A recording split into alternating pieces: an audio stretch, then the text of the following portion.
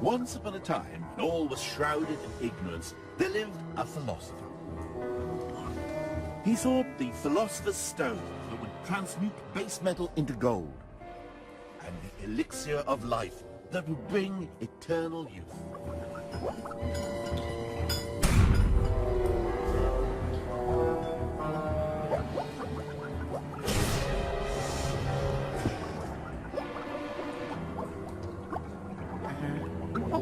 Right?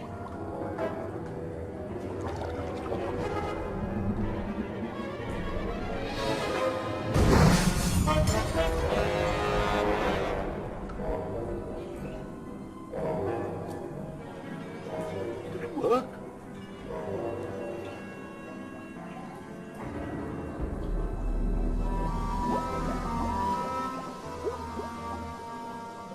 Philosopher was the closest term the Middle Ages had to scientist. But of course we all know that they weren't real scientists, because they had no idea of scientific method.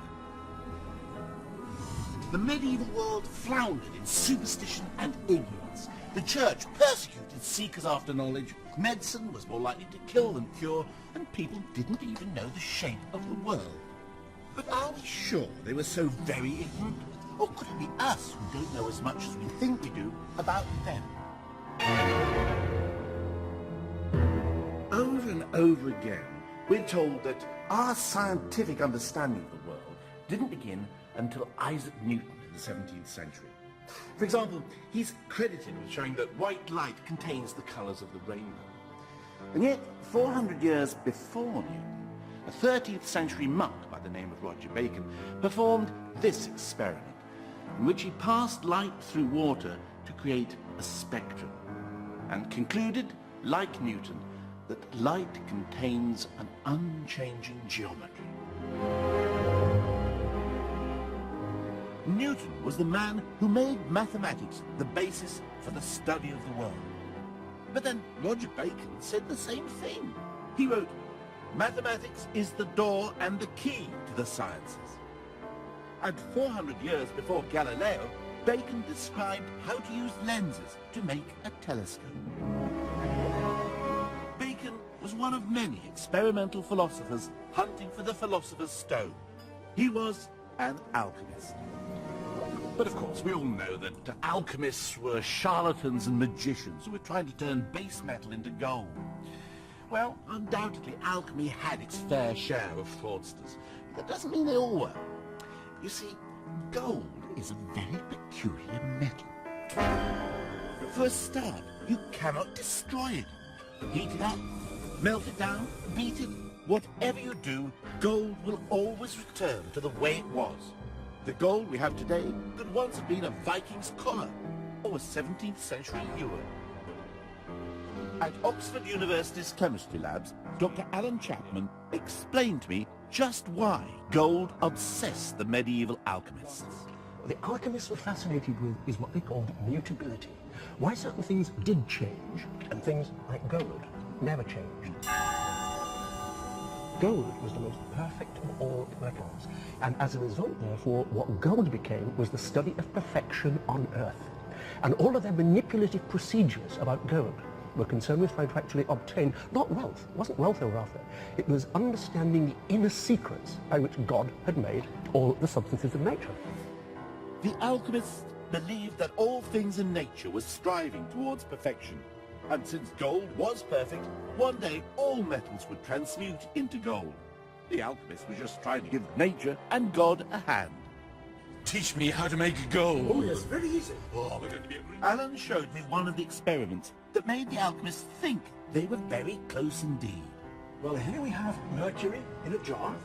It was liquid, it was shiny, and then beneath it was a sort of seed bed into which you could plant gold. That's the gold, that's the nice gold powder. And put them together. Yeah. A bit like cookery here. Bit like cookery? Yes. That's what to do with your guests if you want to kill them in the 15th century.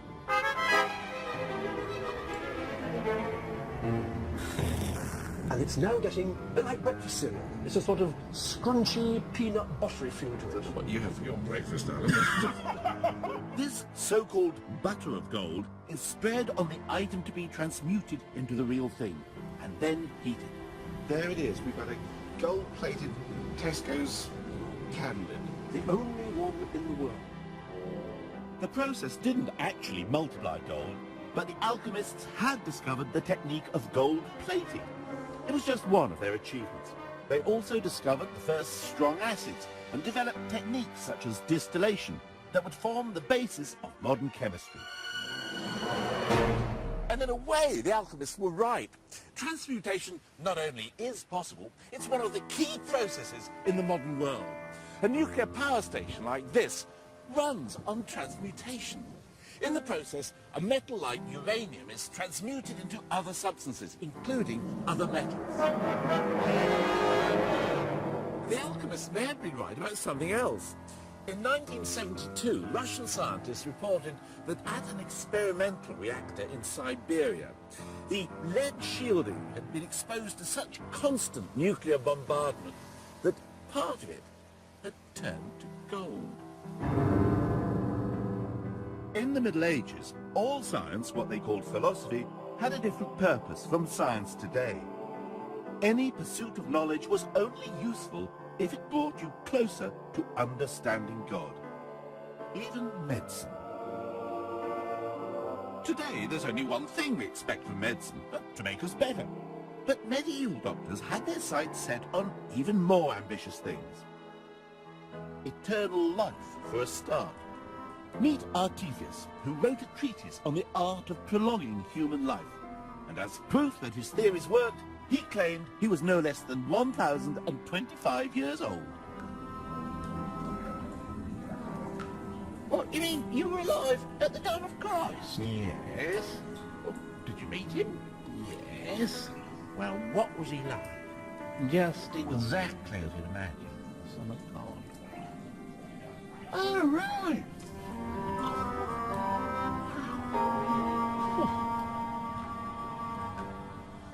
The alchemists believed that if they could turn base metal into perfect, immortal gold using the Philosopher's Stone, they might also be able to use it as an elixir of life that would make mankind immortal.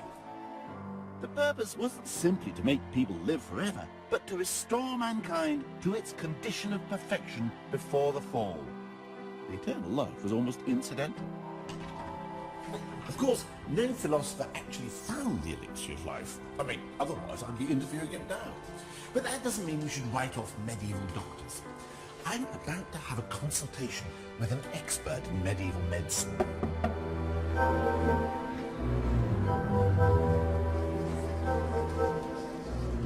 Oh, Faye, I feel a bit of a fraud coming here. See you as my medieval consultant, because there's nothing wrong with me, really. Well, that's ideal, because my job is not to cure disease, but to prevent it. A medieval physician believed that disease wasn't something that attacked you. A disease was something that you suffered from because you didn't have enough health. So a physician would try, mainly by food and by herbs, to promote your health and restore your health. So if I was your patient, how would you distinguish me from other people? I would try to classify you, for instance, according to the doctrine of the humors.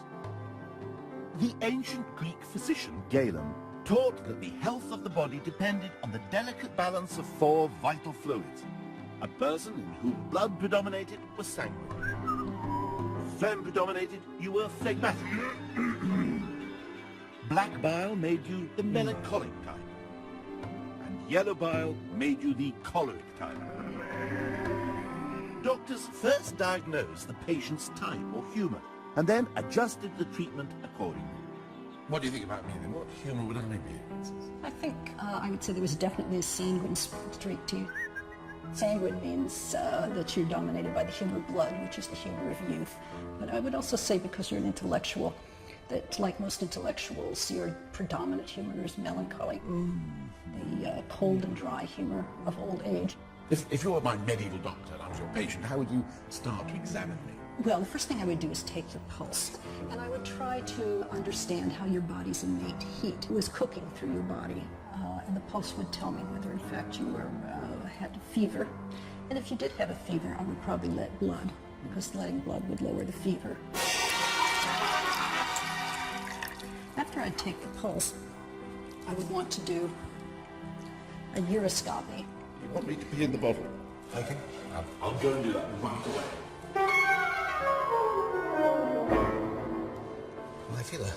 generous by giving you this, eh? But What you look at first is the colour, dear. Yes, what I would be doing is looking at the color, the texture, whether anything's floating in it. I would want to touch it, and also I'd want to taste it. What? You're having me on. What do you mean? What do you mean? This isn't urine at all. You taste it. No, it's apple juice. Yes, I'm sorry. Sorry about that. In fact, medieval medical treatises warned doctors that some patients might try to fool them by offering wine or water instead of urine. The striking thing about medieval physicians was that they cared for the person as a whole. It's an attitude that's only recently started to creep back into mainstream medicine. Now, I'm not saying medieval medicine had all the answers. I mean, if I'd lived then, I'd have died at age 27 of a burst appendix. But that doesn't mean medieval doctors were just quacks. Maybe they even had something they could teach us. Here at Sutra Isle in Scotland, Brian Moffat has been carrying out some remarkable detective work. Over 800 years ago, a massive monastic complex stood here. It included a hospital in which medical research was at the cutting edge. Throughout the Middle Ages, this was the hospital's natural pharmacy and outdoor pharmacy, as you can see. you mean this is their chemist shop, is it? Well, in a real sense, yes, this was the source of the drugs. In this gorge, there were some 400 species of plant, many with medicinal properties, and the monks used these for treating their patients. So what sort of herbs are we looking for? Well, here are two. Number one is yarrow. It's a wound treatment, usually in the form of poultices. It has behind it perhaps 2 millennia of clinical trials. Really? Down below, the tiny yellow flower is tormentil. It has a tuberous root, which is a long history as a worm treatment to get rid of parasitic intestinal worms in humans and livestock, again for a good millennium. Is it possible these early physicians had knowledge that we've now lost? Take this plant, for example, the heath pea. The monks claimed that a couple of its tiny tubers could put off feelings of hunger and thirst for weeks. So, say in Scotland, the crops failed in October, there would be no other food available until the following May. Entire communities lived on this alone, so the reports tell us. Have you ever used it yourself? Yes, I was able, without any trouble and without any discomfort, to have no further food or drink for 5 days. You treated for 5 days. That's right. Written evidence shows that monastic physicians weren't just relying on ancient knowledge. They were actually experimenting with new cures. In fact, the ideal for poor patients was that they would receive treatment if they allowed themselves to be experimented on. One intriguing object discovered at Sutra 15 feet down in the hospital drains was this fragment of heel bone. There are grooves which are running in a very regular, almost parallel fashion along the edges of the bone, with quite a bit of thickening of the bone around them, suggesting that there was something which has made this bone grow irregularly. And the likeliest thing would be something like a clubfoot, what we call talipes. But whether this was a selective surgery of the foot, So it could have been amputated. it could be amputated as part of an abnormal foot. And what Brian found in the hospital waste lying next to the bone was another revelation. Roughly 3 inches away from the heel bone is a clump of seeds, a combination of 3 toxic species of plants: black henbane, hemlock and opium poppy. They are brought together for only one purpose. This is a specialised anaesthetic, rendering someone free of pain throughout surgery while amputation went on. When we accuse medieval medicine of being dangerous, it's worth bearing in mind that today in the United States, more people die of medical mistakes each year than from road accidents, breast cancer and AIDS combined. We like to believe the Middle Ages was an age of superstition and ignorance. We even cling to total falsehoods to support that belief. Take geography. In the Middle Ages, they thought the Earth was flat. It's a well-known fact, except that it's a fact that was made up in the 19th century. Medieval sailors knew the world was round. I mean, how else did things disappear beyond the horizon? In fact, people in the Middle Ages wrote about the world being round. Here's Roger Bacon. The curvature of the Earth explains why we can see further from higher elevations.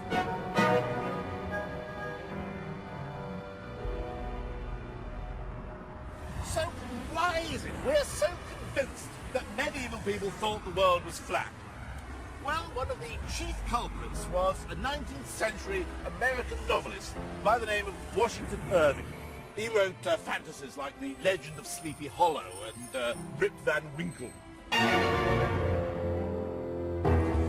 In 1828, Irving also wrote a biography of Christopher Columbus, which included a jolly exciting scene in which, just before his great voyage of discovery, Columbus was confronted by the ignorance and bigotry of the church authorities at Salamanca.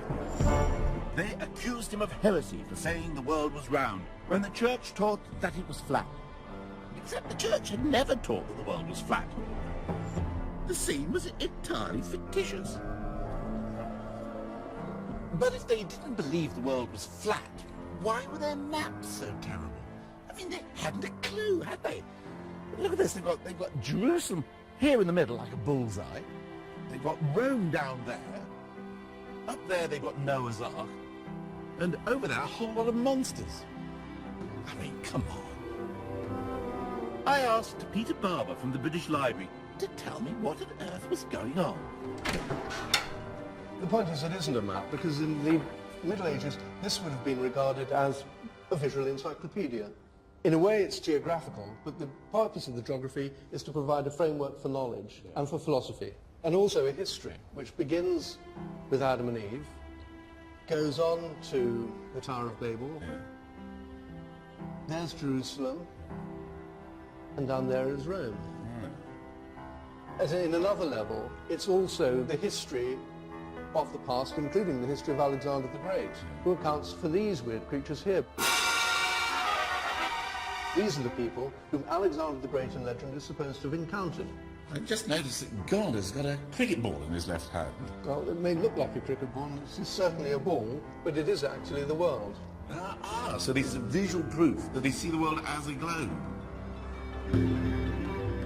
Mappa didn't mean map, it simply meant a cloth. The purpose of these mappae was not to show you the shape of the world, it was to help you understand God.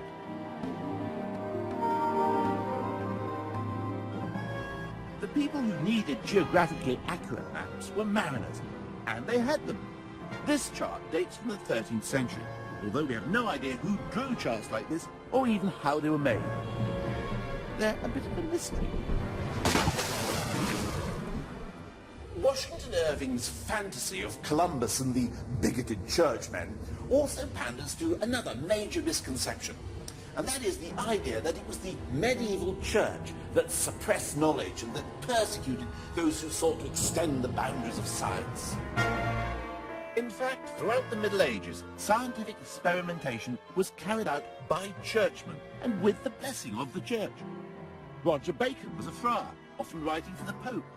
He wrote, "Experiment is the only safe guide in such investigations." Mind you, safe is a relative word. In the 11th century, a monk at Malmesbury Abbey by the name of Elmer one day fitted himself out with a pair of wings and jumped from the high tower. His flying machine carried him a full 200 yards before he crash-landed, breaking both legs.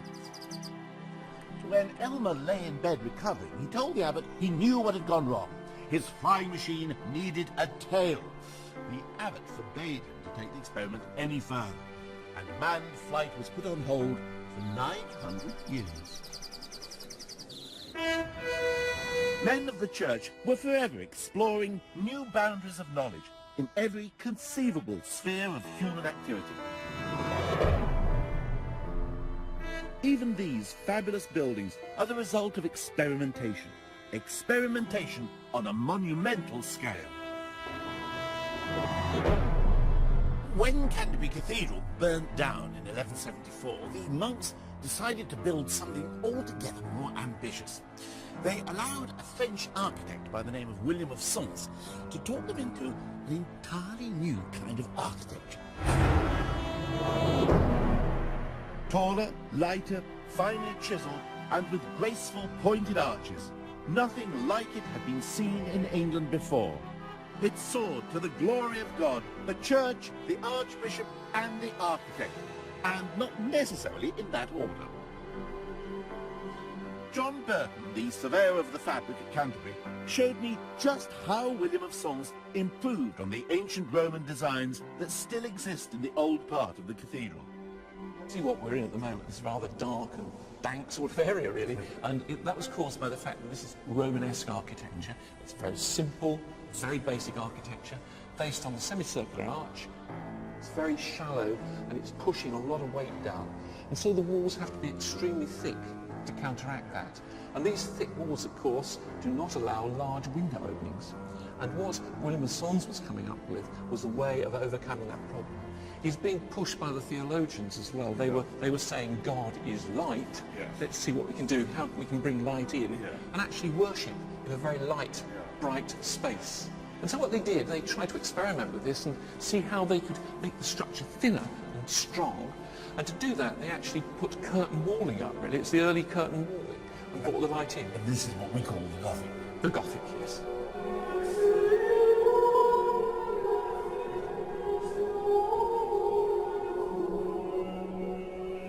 Here, we're looking across at the Romanesque part of Canterbury. It's just a very heavy mass. If you look at the tower, you'll see that's just a heavy mass of masonry coming straight down to the ground. And the openings are relatively small to the space. And if we look across here, you can see the solution to the problem, the flying batteries. In that roof above are the vaults, which have loads forcing outwards, just pushing out. And the flying batteries were at right angles to the main wall, is pushing back, not letting it collapse. So the structural development here is opening up the wall and giving some beautiful, beautiful shapes inside, and massive amount of light.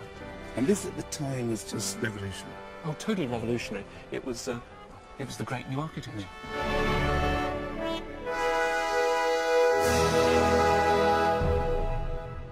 The cathedral builders were experimenting at the limits of their technology, and they learnt what those limits were the hard way. The fact is, our great cathedrals were always falling down. Winchester Cathedral's tower collapsed in 1107. Gloucester Abbey, 1170. Lincoln Cathedral, 1237. St David's, 1220. Ely, 1322. St Albans, 1323. York, 1407. And Ripon, 1450. Of course, the church's motive wasn't pure blue skies research. Like a lot of modern science, there were often economic or political imperatives behind the pursuit of knowledge. Take the Abbot of St Albans here in 1323. He undertook one of the most ambitious engineering projects of his day.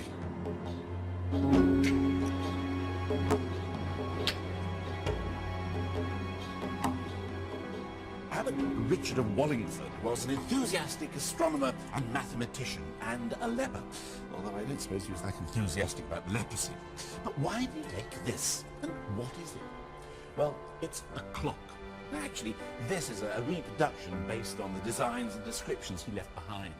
But that part of the mechanism strikes a bell on the hour. But this is the most intriguing part of the clock. This is an astronomical clock. It shows the position of the sun here and the moon. It even shows the phases of the moon. It can even predict a lunar eclipse. That's when the dragon swallows the moon.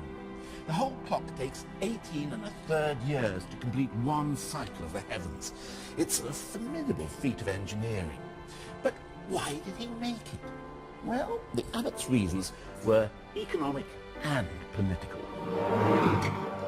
You You see, the church had been locked in a power struggle with the townspeople of St. Albans over who controlled the town's commercial enterprises. By building such a revolutionary clock, Richard was demonstrating that the church was technologically superior to the townsmen. What's more, by chiming every hour instead of just the time for prayers, Richard's clock would take control over the working day of the town. From now on, it was the church who would issue the time for town council meetings, for the opening and closing of markets, and for the beginning and end of each and every day's work.